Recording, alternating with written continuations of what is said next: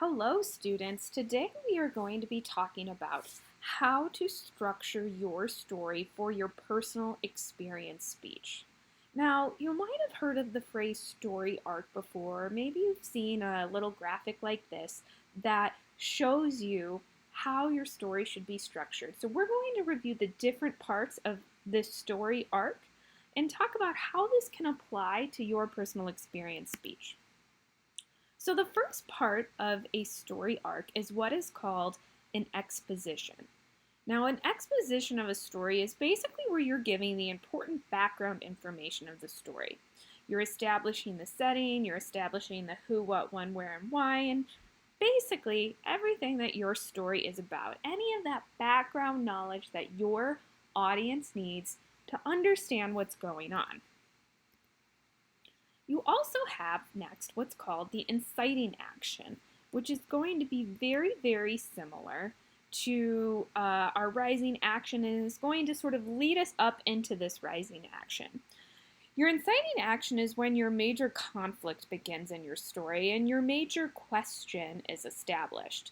And again, from our last lesson, you learned that the major question is the question that the audience is always asking themselves over the arc of a story. The inciting incident is where this all begins. Next, we have our rising action, which is going to build suspense towards answering this major question. You can think of these as sort of the building blocks of our story. They're going to lead us up into this big climactic moment. This is going to be the highest point of tension when our major question is finally answered. And finally, our resolution. This is when all of the unresolved elements of our story tie themselves up.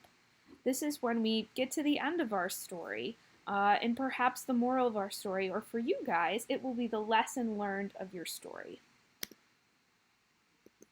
Now, when we're thinking about story structure, we want to think about it in terms of a roller coaster. Think about going all the way up to the top of a roller coaster as you're inciting and rising action. And finally, working your way up to a big climactic moment of when you're about to take that first major drop in your story and your climax. If you can think about structuring your stories in this way, they're guaranteed to be fun and exciting. Here we go.